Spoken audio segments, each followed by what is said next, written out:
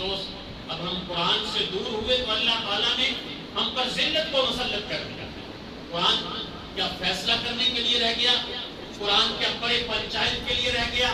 قرآن کے خانے دار کے پاس صرف فیصلہ اور قسمیں اٹھانے کے لیے رہ گیا؟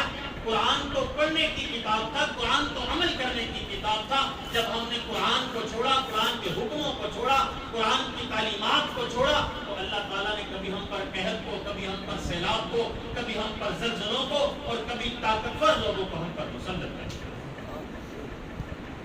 تو بھئی قرآن مجید میں آتا ہے، مفہوم مبارک ہے کہ اللہ کی رسی کو مضبوطی سے پکڑ لو. تو اللہ کی رسی کون سی ہے؟ یہ قرآن ہی اللہ کی رسی.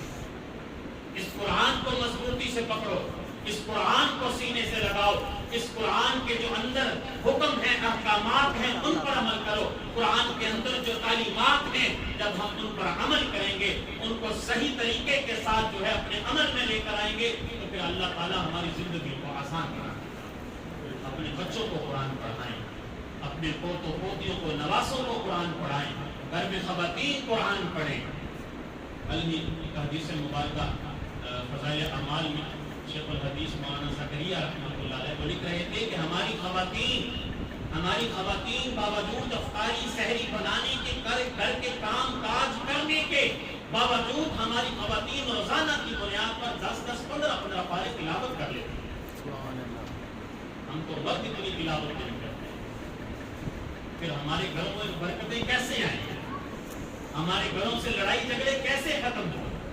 جس گھر میں قرآن کی دولت نہیں، جس گھر میں قرآن کی تلاوت نہیں، وہاں معاشی پریشانی نہ آئے گی تو اور کیا آئے گا؟ بے روزگاری نہ آئے گی تو اور کیا آئے گا؟ گھریلو ناچاکیاں نہ آئے گی تو اور کیا آئے گا؟ قرآن سب سے بڑا تعویذ ہے.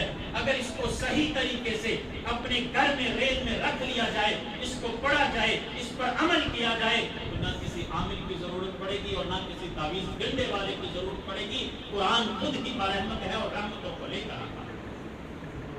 ہمارے گھر میں تعویذ ہے، ایک نہیں، دو نہیں، 3 تعویذ ہیں قرآن کی صورت.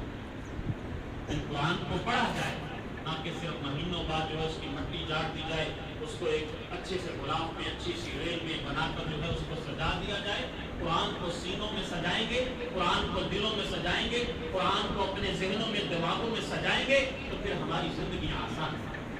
ہماری زندگیوں سے پریشانیاں ختم ہوں گی، برکات ختم ہوں گی، جتنے مسائل ہیں انشاءاللہ ختم ہو جائیں گے. شرط یہ ہے کہ